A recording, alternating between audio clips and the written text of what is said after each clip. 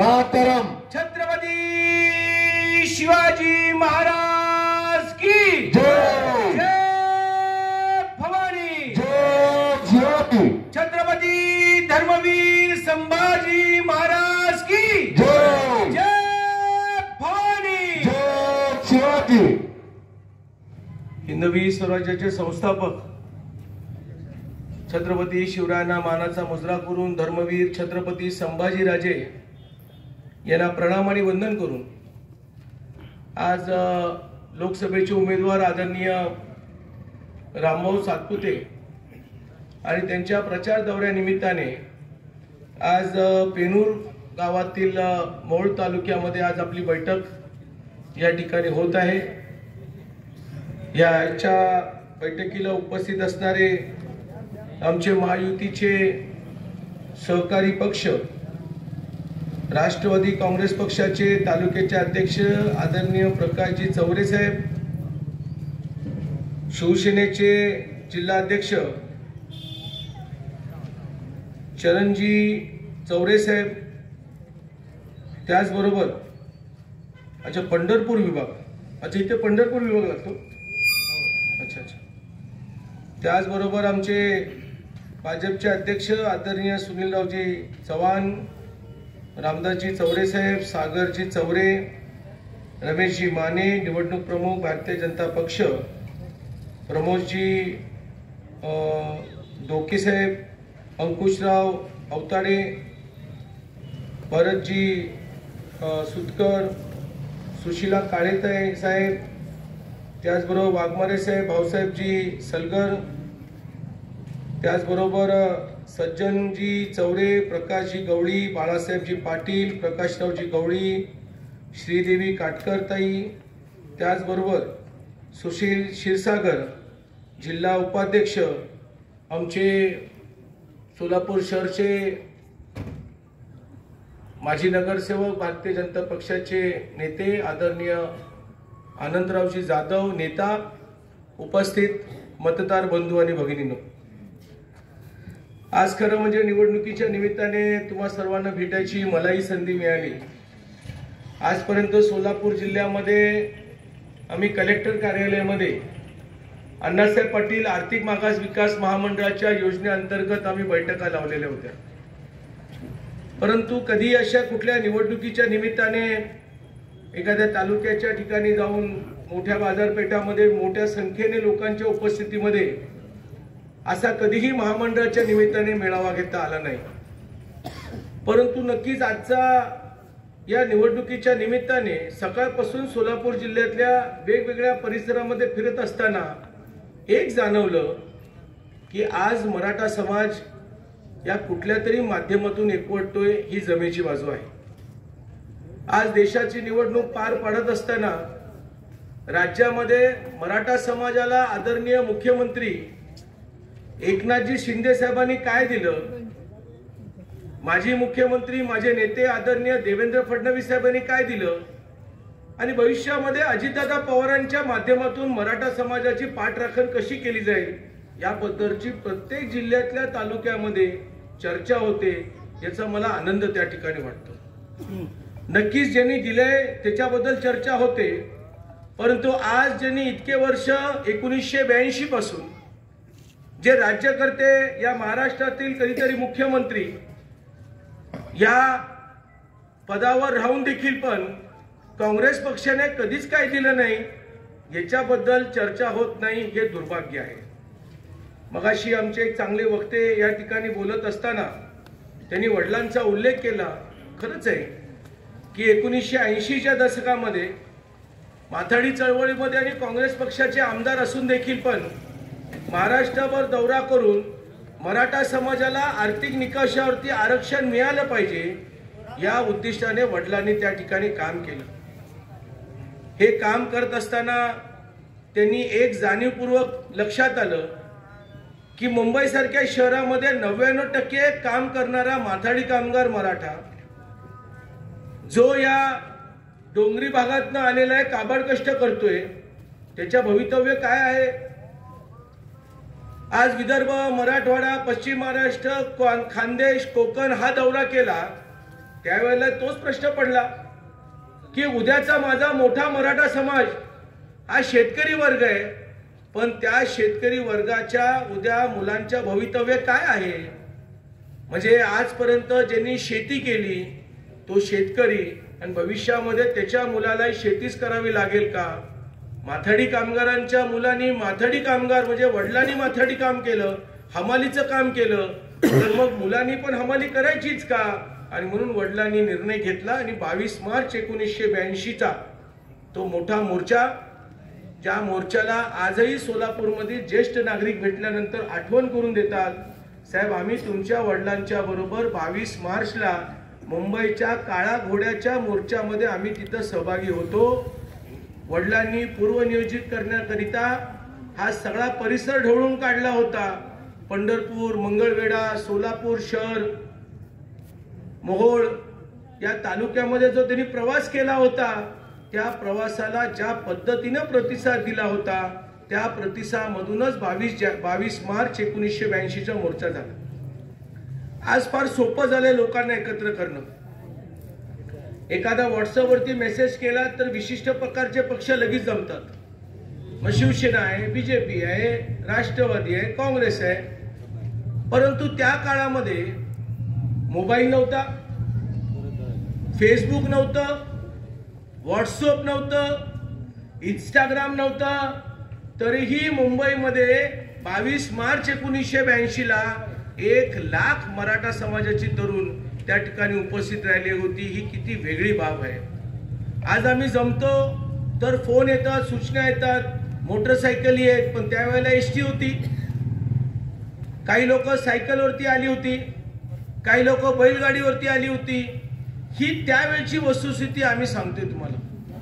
आणि म्हणून अण्णासाहेबांच्या त्या मोर्चेच्या नंतर राज्याचे मुख्यमंत्री म्हणून बाबासाहेब भोसले होते.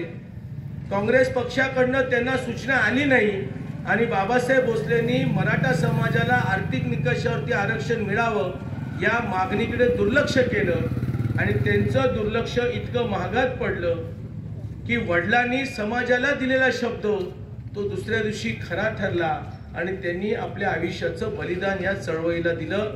तो जो सकाळचा प्रसंग घडला त्यावेळेला आम्ही घरी होतो.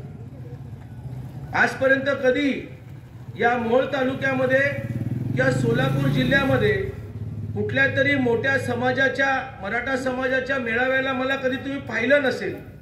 परंतु सातत्याने वडिलांचे विचार, वडिलांच्या महामंडळाच्या माध्यमातून आम्हाला परत एकदा अण्णासाहेबांच्या विचाराचा एक कार्यकर्ता मराठा समाज उद्योजक होण्याकरिता काहीतरी आम्हाला संधी मिळेल आणि त्या मिळालेल्या संधीचं समाजाला काहीतरी उपयोग भेटला पाहिजे याच्यासाठी आम्ही प्रयत्नशील राहिलेलो आहोत.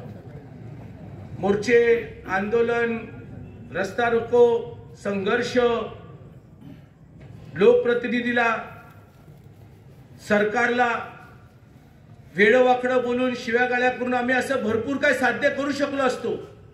परंतु आम्ही एकच ठरवलं, वडिलांच्या विचाराच्या असणाऱ्या परिवाराने मराठा समाजाला त्या ठिकाणी भावनिक करून वडील ज्या पद्धतीने टोकाची भूमिका घेतली तशी कधीही कुठल्याही मराठा बांधवांच्या परिवारामधून टोकाची भूमिका घेऊ नये याकरिता आम्ही कधीच समाजाला वेठीस धरलं नाही, कधीच धरलं नाही. धरणं शक्य होतं. साहेबांचा मुलगा म्हणून मी महाराष्ट्रामध्ये जर तालुके दौरे करत जर फिरलो तर ज्या अण्णासाहेबांचं काम ज्यांनी बघितलंय त्यांचाच मुलगा म्हणून माझ्यावरती पण तेवढाच विश्वास टाकणारी लोक आहेत. परंतु त्या विश्वासावरती जर योग्य पद्धतीनं तडजोडी झाल्या नाही तर भावनिक होणारा तो जो मराठा वर्ग आहे आमचा, तो टोकाची भूमिका घेईल आणि मग आम्ही काय जिंकलं आणि किती हारलो हे मागच्या काही आंदोलनामध्ये बघितलेलं आहे. 42 मराठा बांधवांनी आपल्या आयुष्याचं बलिदान दिलं, आयुष्य संपवलं. मागच्याही आंदोलनामध्ये काही 8-10 लोकांनी आपलं आयुष्य संपवलं. त्यावेळची परिस्थिती वेगळी होती. पण आजचं युग म्हणजे ज्या 12 बलुतेदारांना आपण आजपर्यंत पायावर उभा केलं, आरक्षण दिलं, त्यांचीच कोणतरी भावकी आपल्या विरोधामध्ये ज्या वेळेला आरक्षण मिळतं त्यावेळेला ते विरोधामध्ये जातात आणि आपल्या आरक्षणाला वेगवेगळ्या प्रकारच्या अडचणी येतात. हे आपण पाहिलेलं आहे, भोगलेलं आहे. आणि म्हणूनच मी निश्चय केला की वडिलांच्या महामंडळाची जबाबदारी ज्या वेळेला आदरणीय देवेंद्र फडणवीस साहेबांनी पहिल्यांदा दिली, दुसऱ्यांदा एकनाथजी शिंदे साहेबांनी दिली, या दोन्ही नेत्यांच्या विश्वासार्थ काम करायचं आणि म्हणूनच महाराष्ट्रामध्ये आम्ही 80,000 मराठा उद्योजक तयार करू शकलो आणि 650 कोटीचं कर्ज वाटप, 750 कोटीचा व्याज परतावना आज आम्ही मराठा समाजाच्या तरुणांच्या खात्यावरती पाठवू शकतो आणि 7,000 कोटीचं कर्ज वाटप विविध बँकेनी आज मराठा समाजावरती विश्वास ठेवून उद्योग व्यवसायामध्ये हा तरुण काम लागतोय त्याच्यावरती विश्वास ठेवून त्याला कर्ज दिलेलं आहे। आज मगाशी युवा मोर्चाचे अध्यक्ष माझ्यावर येत असताना मला सांगितलं की साहेब आम्ही 7 ते 70 प्रकरण आम्ही स्वतः केले। ज्यांनी मला हार घातला त्यांनी मला सांगितलं की साहेब आपल्या परिसरामध्ये आपल्या मराठा समाजाला एक संजीवनी मिळाली। प्रत्येक समाजाला महामंडळ आहे, ओबीसी समाजाला आहे, महात्मा ज्योतिराव फुले माळी समाजाला आहे, वंजारी समाजाला आहे, मातंग समाजाला आहे। आता मातंग समाजाच्या नेत्यांनी काय केलं याचा मला पाढा वाचायचा नाही, पण त्यांच्या समाजाला महामंडळ आहे। मग मराठा समाजाला महामंडळ असताना देखील पण का नाही काँग्रेसवाल्यांनी त्या ठिकाणी महामंडळाची व्याप्ती वाढवली? मग कुठेतरी मराठा क्रांती मोर्चाच्या आंदोलनाच्या माध्यमातून देवेंद्र फडणवीस साहेबांना जाणीव झाली, अरे मलाही या समाजाला द्यायची संधी आलेली आहे आणि आम्ही ती देणारच। कायद्याच्या चौकटीमध्ये राहून त्यांनी आरक्षण, महामंडळ आणि त्याचबरोबर सारथी संघटना जी मराठा समाजाच्या तरुण आणि तरुणींसाठी त्यांनी तयार केली, ज्या संघटनेच्या माध्यमातून आज महाराष्ट्रामध्ये 1,00,000-1.5 लाख लोकांनी तरुण आणि तरुणींनी त्याचा फायदा घेतलेला आहे। आज एकनाथ शिंदे साहेबांचा एक मुख्यमंत्री, ज्या मुख्यमंत्र्यांनी एका व्यासपीठावरती सभागृह सुरू असताना वक्तव्य केलं, त्या वक्तव्याची नोंद झाली की आजवर महाराष्ट्र राज्य करणारे कित्येक मुख्यमंत्री झाले। मग कधीतरी शरदचंद्रजी पवार साहेब झाले, कधीतरी स्वर्गीय विलासराव देशमुख झाले, अशोकराव चव्हाण झाले, पृथ्वीराज चव्हाण झाले, किंबहुना तुमच्या जिल्ह्याचे सुपुत्र नॉन मराठा सुशील कुमार शिंदे जरी झाले तरी सभागृहामध्ये मराठा समाजाबद्दल काहीच त्यांनी कारभार केला नाही।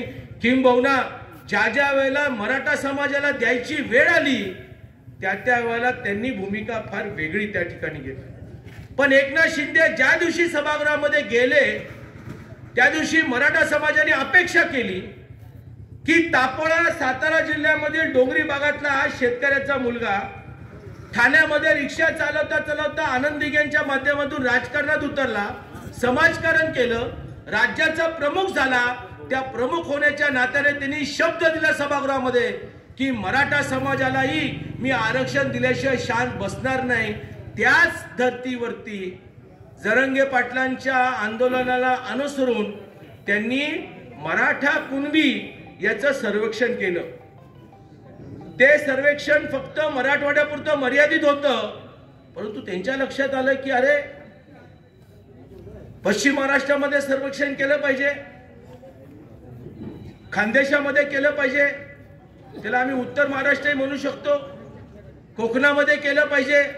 आणि ज्यावेळेला सर्वेक्षण केलं त्यावेळेला प्रत्येक तालुक्यामध्ये प्रत्येक गावामध्ये पंजोबापर्यंतची नोंदी त्या ठिकाणी कुणबी म्हणून सापडली, परंतु कुणबी समाजाला म्हणजे मराठा समाजाला त्या नोंदणीप्रमाणे त्यांना कुणबी म्हणून आरक्षण देण्याचा निर्णय झाला।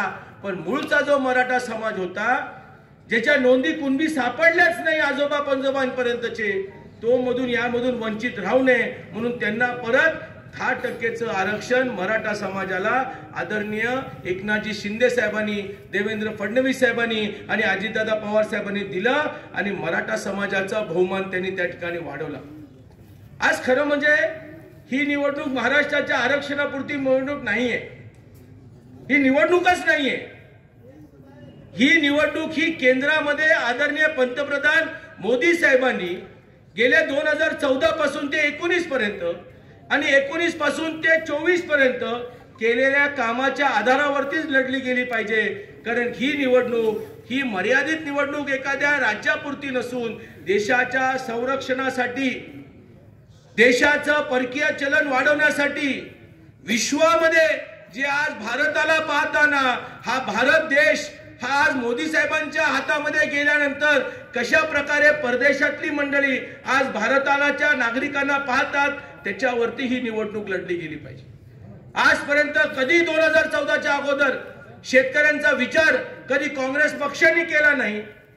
कधी त्या ठिकाणी कृषी मंत्री म्हणून काहीतरी शरदचंद्रजी पवार साहेब होते, त्यांनी कर्जमाफी केली। त्या कर्जमाफीमध्ये गरीब शेतकऱ्यांची कर्जमाफी कमी झाली, पण ज्यांच्या एकरीच्या एकरी जमिनी होत्या, ज्यांचे साखर कारखाने होते, ज्यांच्या सोसायट्यांचे कर्ज होते, त्यांना त्याच्यामध्ये फायदा झाला, मूळ शेतकऱ्यांना फायदा झाला नाही। ही निवडणूक आमच्या शेतकऱ्यांच्या आज थेट पैसे खात्यावरती येतात त्या मुद्द्यावरती आपण लढली गेली पाहिजे। महिलांचा सन्मान करत असताना किंबहुना तो कागदावरती नाही ठेवला, प्रत्यक्षामध्ये लोक म्हणतात 30% आरक्षण दिलं महिलांसाठी, अहो परंतु ग्रामीण भागाच्या शेतकऱ्यांच्या महिलेला आज त्या ठिकाणी ज्या वेळेला उज्ज्वला गॅसच्या निमित्ताने त्यांची माहिती गोळा करण्यात आली, त्यांना गॅसची योजना मिळाली, त्यांच्या आरोग्यासाठी, त्यांच्या गर्भपतीच्या वेळेला, त्यानंतर झालेल्या मुलीच्या मुद्द्यावरती भविष्यामध्ये मुलगी जर शिकायला लागली तर शिक्षणासाठी करता करता त्यांनी तिच्या आरोग्यासाठी म्हणजे इतक्या योजना त्यांनी आणल्या की कधी कधी आम्ही भाजपवाले ज्या वेळेला आम्ही ऑनलाईन बैठकीला बसतो ना त्यावेळेला आमची अशी ततमम पप होते।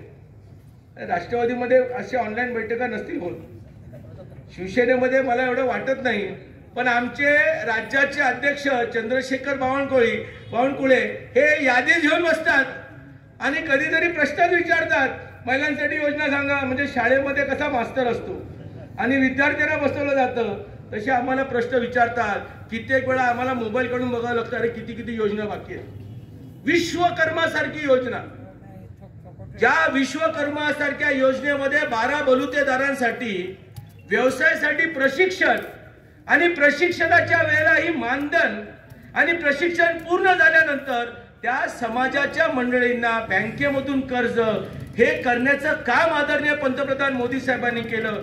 ही सगळी जी नावं घेतोय ही नावं फक्त भारतीय जनता पक्षापुरत्या मर्यादित लोकांना नाहीये, ही समाजाच्या सगळ्या घटकाला आहे, ही त्या शेतकऱ्याला आहे जो शेतकरी आज आर्थिक दुर्बल आहे, ही त्या महिलेकरता आहे ज्या महिलेची परिवाराची परिस्थिती आर्थिक दृष्टिकोनातून सक्षम नाहीये। ती कुठल्या पक्षाची आहे हे पाहिलं जात नाही, ती कुठल्या जातीची आहे हे पाहिलं जात नाही, पण तिला न्याय दिला पाहिजे हे आदरणीय पंतप्रधान मोदी साहेबांनी केलेलं आहे। आज जर मी तुमच्याकडे या सगळ्या चांगल्या कामामध्ये माध्यमातून जर मी माझ्या मोदी साहेबांना एक मत मागत असेल तर माझं चुकतंय का? तुम्ही पण ग्रामपंचायती लढवलेले आहेत, एखादा सदस्य चांगलं काम करतो तर पुढच्या वेळेला तो सरपंच म्हणून निवड करतो, तो निवडणुकीला उभे राहतो, त्यावेळेला त्याच्या मतदारसंघामधून त्याच्या असणाऱ्या वॉर्डामधून चांगली कामगिरी केल्याबद्दल तुम्ही मतदान करता, तुम्ही त्याचं बहुमान करता। जो ग्रामपंचायतीचा सदस्य तुमच्या दैनंदिन जीवनामध्ये पाण्याचा प्रश्न, गटाराचा प्रश्न, अंतर्गत रस्त्याचा प्रश्न, सभा मंडपाचा प्रश्न सोडवतो, त्याला तुम्ही साथ देता, त्याला तुम्ही मतदान करता। मग आज नरेंद्र मोदी साहेबांनी तुम्हाला आजपर्यंत जे दिलंय त्या दिलेल्याच्या नात्याने जर मी त्यांच्या पक्षाच्या उमेदवाराला, महायुतीच्या उमेदवाराला, महायुतीच्या उमेदवाराला एक मत मागत असेल तर माझं काय चुकतं? आज आपण या मराठा आंदोलनाच्या निगडीमध्ये बरेचशा व्हॉट्सअप ग्रुपमध्ये आहोत, पण त्या व्हॉट्सअप ग्रुपमध्ये कधी चर्चा होते का हो? स्वर्गीय विलासराव देशमुखांनी काय दिलं, शरदचंद्रजी पवार साहेबांनी मराठा समाजाला काय दिलं, परंतु आपण चर्चेच्या माध्यमातून देवेंद्र फडणवीस साहेबांचं जर नाव निघालं तर लगेच तुटून पडतो का हो? अरे जर आपल्या भावकीला जर कळत नसेल, आपल्या भावकीतल्या मुख्यमंत्र्यांनी जर दिलं नाही तर एका ब्राह्मण समाजाच्या मुख्यमंत्र्यांनी दिलं तर मग काय चूक केलं का? महामंडळाचे लाभार्थी आज किती आहेत जरा मला सहज सांगा, तिथे तर नाव हातवर, इथे महामंडळाचे लाभार्थी कोणी आलेत का? काय काळजी करू नका, तुमच्याकडे काय जबरदस्ती मी तुमचं मत दाबणार नाही बटन, तुम्ही टेन्शन घेऊ नका, फक्त आहे तर हात वरती करा, बिंदास हात वरती करा। कोण आहे इकडे? वा, कशासाठी कर्ज घेतलं तुम्ही? ट्रॅक्टरसाठी घेतलं, तुम्हाला कुठल्या पक्षाच्या म्हणजे जिल्हाध्यक्षांच्या तालुकाध्यक्षांचं काय परवानगी घ्यावी लागली का? पत्र घ्यावं लागलं का? एलवाय तुम्ही ऑनलाईन पद्धतीने काढला, ट्रॅक्टर कंपनीकडे गेलात, एलवाय दाखवलात, बरोबर ना? जरा मोठ्यानं बोला, उभं राहून बोला, जरा या लोकांना कळू द्या सगळ्यांना. आणि तुम्हाला आता व्याज परतावा वेळेवर येतोय का? बघा, त्या व्यक्तीची माझी भेट झाली नाही. ती व्यक्ती भारतीय जनता पक्षाची आहे का मला माहित नाही, ती व्यक्ती राष्ट्रवादीची आहे का मला माहित नाही, ती व्यक्ती शिवसेनेची आहे का मला माहित नाही. परंतु एखाद्या सामान्य मराठा समाजाच्या तरुणांनी जर कायदेशीर सर्व कागदपत्र जर अपलोड केले तर त्याला एलवाय मिळतो आणि त्याच एलवायच्या जीवावरती तो जातो ट्रॅक्टर कंपनीकडे.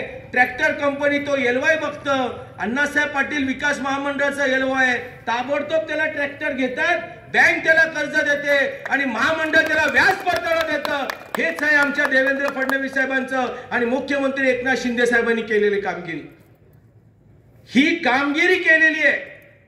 आणि बोलाची बात बोलाची कडी नाही, फक्त डायलॉग मारला, आलो म्हणतात ना, आश्वासन देऊन निघून गेलो, असं आमच्या नेत्यांनी केलेलं नाहीये. आणि मग नेत्यांनी आज अपेक्षा केली आणि आम्ही कार्यकर्त्यांनी आमच्या पक्षाच्या महायुतीच्या वतीने जर अपेक्षा केली तर तुम्ही परिवाराचंही मत त्या ठिकाणी टाकलं पाहिजे, असं माझं स्पष्टपणे म्हणणं आहे. म्हणून माझी सर्व कामगार, सर्वच आमच्या लोकप्रतिनिधींना विनंती आहे की हो, आदरणीय एकनाथ शिंदे साहेबांनी दिलेले वचन पूर्ण केलं आणि सगळे सोयऱ्यांच्या बद्दलही या निवडणुकीच्या नंतर धोरणात्मक निर्णय ते घेणार आहेत. कारण आदरणीय देवेंद्र फडणवीस साहेबांनी या अगोदर आरक्षण दिलं, त्याच धर्तीवरती त्यांनी कुणबी प्रमाणपत्र आणि मराठा समाजाला 10% आरक्षण दिलं. हो, हे दोघही नेत्यांनी मराठा समाजाला न्याय दिलेला आहे. अजितदादा पवारांची या दोघांना साथ आहे. म्हणून आमच्या महाराष्ट्रातला मराठा समाज हा पायावरती खंबीरपणे उभा राहणार आहे आणि आरक्षणाचा लाभ घेणार आहे. आणि आम्हीही त्याच पक्षाच्या उमेदवाराला, महायुतीच्या उमेदवाराला मतदान करणार आहोत.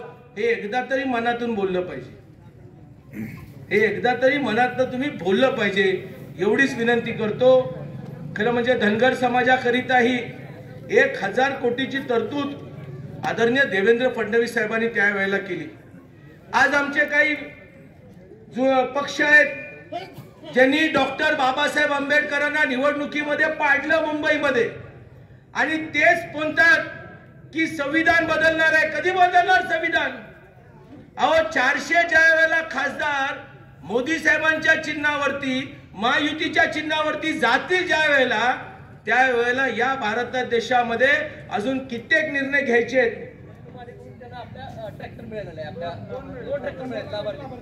बघा, 2 आणि यांच्या टाळी वाजवाकर यांनी मान्य करतात. आता तुम्ही लोकांनी शेतकऱ्यांना मोदींचे पैसे येतात, एकनाथ शिंदे साहेबांचे पैसे येतात, हे जरी मान्य करत नसले तरी यांच्यासाठी दाबा, बटन, टाळ्या वाजवा, बटन नका दाबू, टाळ्या वाजवा, ही जमेची बाजू आहे. आणि म्हणून या सगळ्या गोष्टीबद्दल आपण त्या ठिकाणी विचार करणं फार गरजेचं आहे. येणाऱ्या निवडणुकीमध्ये ही निवडणूक ही देश पातळीवरची निवडणूक आहे. देशाचं संरक्षण योग्य हातामध्ये गेलंय. म्हणून आता काश्मीरमध्ये ज्या तरुणांच्या हातामध्ये कधीतरी दगड होतं, आता त्या तरुणांच्या हातात पुस्तकं आहेत. त्या तरुणांच्या हातामध्ये आता कारिगिरी करण्यासाठी प्रशिक्षण झाल्यानंतर कर्ज देऊन व्यवसाय सुरू करतात. ती लोक आता शिक्षणामधून कुठेतरी MBBS, डॉक्टर, इंजिनियर होण्यासाठी स्वप्न बघतात. कारण त्याच्या अगोदर त्यांच्याकडे काय जबाबदारी होती? जी अतिरेकी येत होते ते त्यांना पैसे द्यायचे आणि त्या पैशाच्या माध्यमातून भारतीय सैन्यांवरती दगड मारून त्या सैन्यांचं प्राण जात होते. आमचे सैन्य वीर गतीला जात होते, वीर जवान होत होते. पण आता 30 तरुण भविष्यामध्ये या देशाच्या संरक्षणासाठी आर्मीमध्ये भरती होण्याचा विचार करतात का? कारण हाताला रोजगार, हाताला काम, शिक्षण हे आदरणीय मोदी साहेबांनी त्या ठिकाणी मिळवून दिलं. आज देशाचं संरक्षण करता करता आमच्या राम मंदिराच्या बद्दलही फार मोठा निर्णय घेतला, धाडसाने घेतला. अरे कोण तो मुघल, ज्या मुघलांनी आमच्या राम मंदिराचं रामलल्लाचं मंदिर पाडलं, हजारो वर्ष गेली, हे बघत होते काँग्रेसवाले। त्यावेळेला त्यांना वाटलं नाही का की अरे राम हे आमचं आराध्य दैवत आहे। आज काँग्रेसमध्ये असणाऱ्या प्रत्येक हिंदूंना माझा प्रश्न आहे की तुम्हाला वाईट वाटलं नाही का की तुमच्या काँग्रेस पक्षाच्या नेत्यांनी कधीतरी राम मंदिराच्या बाजूने भाष्य केलं असेल? अरे राम मंदिर झाल्यानंतर ही तुमची पाय तिकडे वळत नव्हती, किती निर्लज्ज तुम्ही आहात, हे वाईट वाटतंय मला त्या काँग्रेस पक्षाच्या त्या प्रत्येक हिंदूंना।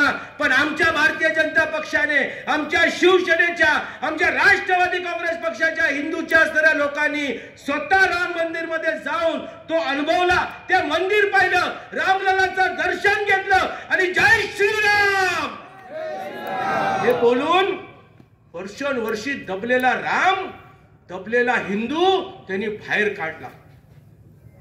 आमच्या मंदिरावरचे भोंगे तुम्ही काढायला चाललात। अरे तुमचे भोंगे किती वेळा वाजतात त्याचं काही मर्यादा आहे का दावा?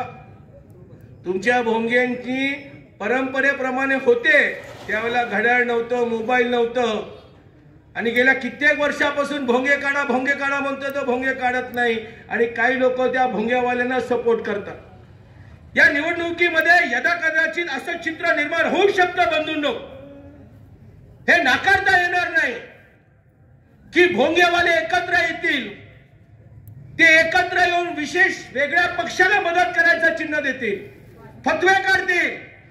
मग आम्ही रामाला मानणारी मंडळी, आम्ही यात्रा करणारी मंडळी, हिंदू समाजाची मंडळी, मग आमच्या मोदींच्या मागे आम्ही का उभा राहणार नाही हे मला तुम्हाला प्रश्न विचारायचा आहे। जर त्या मूठभर असणाऱ्या लोकांनी, ज्या मुघलांनी छत्रपती शिवरायांपासून आमची मंदिरं, आमच्या माता भगिनींचा अपमान केला, आजही लव्ह जिहादच्या माध्यमातून हिंदी मुलींची हत्या होते, त्याच्याबद्दल तर तुम्ही कधी काय बोलत नाही काँग्रेसवाले? का तुमच्याकडे हिंदू राहिलेच नाही का? का हिंदूंनी धर्मांतर केले? का हिंदूंनी स्वाभिमान सोडलाय तुमच्या काँग्रेस पक्षाचा? आणि जर तसं असेल तर आम्ही भगवे झेंडेवाले, आम्ही कमळ, आम्ही धनुष्यबाण, आम्ही राष्ट्रवादी काँग्रेसचा घड्याळ, आम्ही हिंदू धर्माचं रक्षण करण्याची शपथ घेतलेली आहे। म्हणून आमचं प्रत्येक मत आदरणीय पंतप्रधान मोदी साहेबांना गेलं पाहिजे, ही मुद्दा समजून घेणं गरजेचं आहे। आणि जर दुर्भाग्याने असं झालं नाही, सरकार तर मोदी साहेबांचं बनणार, पण या मशिदी आणि या भोंगेवाल्यांनी जर काही कट कारस्थान रचलं तर मग फार मोठं महागात पडू शकतं बंधूंनो आपल्याला। म्हणून तुम्ही खूप बारकाईने विचार करा।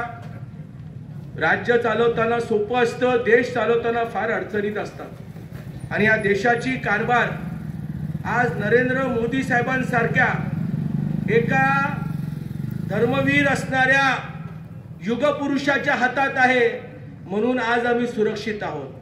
आणि म्हणून तुमच्याला सगळ्यांना मी या मोहोळ तालुक्यातील गावातल्या ग्रामस्थांना विनंती करतो की येणाऱ्या 7 तारखेला आपण महायुतीचे उमेदवार आदरणीय रामभाऊ सातपुते यांना कमळ या चिन्हावर बटन दाबून आपण प्रचंड मताने निवडून द्यावं।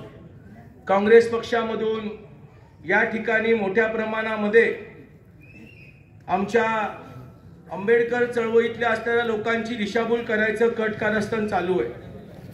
आमच्या वेगवेगळ्या जाती धर्मातल्या लोकांना वेगवेगळ्या प्रकारचा गैरसमज करून द्यायचं चाललंय।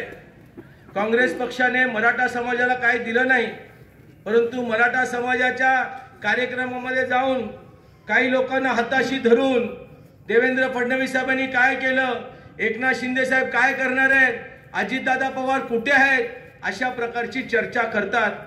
ज्यावेळेला अशा प्रकारची चर्चा होते त्यावेळेला आपलं कर्तव्य खोटं बोलायचं नाही। होय, आम्ही महामंडळाच्या माध्यमातून लाभार्थी झालो, ज्या योजनेमध्ये आज आमचे 80,000 मराठा उद्योजक झाले। हो, देवेंद्र फडणवीस कारणीभूत आहेत, एकनाथ शिंदे कारणीभूत आहेत, अजितदादा पवार कारणीभूत आहेत। सारथीच्या योजनेबद्दल कोणी काय बोललं तर तुम्ही बोलला हो, आमची मुलं आज महाराष्ट्रात नाही तर दिल्लीमध्ये UPSC MPSC शिकायला जातात, स्पर्धा परीक्षेमध्ये भाग घेतात आणि गरिबांच्या मुलांसाठी पैसे दिले जातात सारथीमध्ये. कुणी आमच्या देवेंद्रजी, कुणी आमच्या एकनाथ शिंदे, कुणी आमच्या अजितदादांबद्दल वाईट बोलायचं नाहीये. जोपर्यंत तुम्ही हे बोलणार नाही तोपर्यंत ही माणसं बोलत राहणार. जोपर्यंत आंबेडकर चळवळीतले असताना प्रत्येक कार्यकर्ता बोलत नाही, अरे संविधान काय, पण संविधान अजून बायकॉट करण्याचं काम आमचे मोदी साहेब करणार आहेत. आमच्या संविधानाच्या बद्दल वाईट बोलायचं नाही. जोपर्यंत आंबेडकर चळवळीतला कार्यकर्ता बोलत नाही तोपर्यंत ही हरामखोर लोक बोलत राहतील. जोपर्यंत आमच्या धनगर समाजाच्या बद्दल देवेंद्र फडणवीस साहेबांनी, एकनाथ शिंदे साहेबांनी, अजितदादा पवारांनी निर्णय घेतलेले आहेत, जोपर्यंत आपण बोलत नाही तोपर्यंत हे नालायक बोड्याची माणसं बोलत राहतील आणि आमच्या भावकीमध्ये, आमच्या समाजामध्ये दरी निर्माण करण्याचा प्रयत्न करतील. माझी म्हणून या प्रत्येक जाती धर्माच्या लोकांना विनंती आहे की आता युद्ध हे देशाच्या विकासासाठी, प्रगतीसाठी आणि संरक्षणासाठी आहे, हे पदासाठी नाही. मोदी साहेबांच्याकडे किती परिवार आहे, काय करोडो रुपयाची संपत्ती त्यांना गोळा करायची आहे का? अरे फकीर माणूस आहे, एकदम फकीर. अरे पायाला भिंगरी लावून महाराष्ट्रातल्या कानाकोपऱ्यामध्ये, देशामध्ये उद्योगपती, नागरिक, परदेशी, महिला, आदिवासी, आंबेडकर चळवळी, मातंग समाज, महात्मा फुले माळी समाज, मराठा समाज, प्रत्येक समाजासाठी काम करतोय.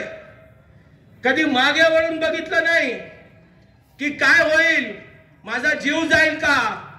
पंजाबमध्ये तुम्हाला माहिती आहे ना, पंजाबमध्ये 15 मिनिटं पुलावरती, पाकिस्तानच्या सीमेभागेवरती 15 मिनिटं पंतप्रधानांचं कॉन्वे त्यावेळेला थांबवण्यात आला होता. मारण्याचा प्रयत्न झाला असता. पाकिस्तान माझ्या माहितीप्रमाणे 50 किलोमीटर मध्ये होतं. यदा कदाचित त्या पुलावरती शेजारच्या शत्रूंनी जर हल्ला केला असता तर काय झालं असतं. तरी हा बहादर भारताचा सुपुत्र घाबरला नाही, पण त्यांनी त्याची वाटचाल तशाच पद्धतीने चालली. अरे आमचं पण कर्तव्य आहे ना, आता आमचं कर्तव्य आहे तर आमच्या पाठी, आदरणीय पंतप्रधानांच्या पाठी उभं राहण्याचं. आणि मागतो काय तर फक्त एक मत आणि एक मत मागवायचा. एक मत मागण्याचा अधिकार हा अण्णासाहेब पाटलांच्या पोराचा पण आहे. कारण महामंडळाच्या माध्यमातून 80,000 मध्ये माझ्या कित्येक लोकांचं योगदान आहे. त्या योगदानाच्या माध्यमातून मी मागतोय. एवढंच बोलतो आणि माझं लाभलेलं भाषण या ठिकाणी थांबवतो. जय भवानी, जय शिवराय.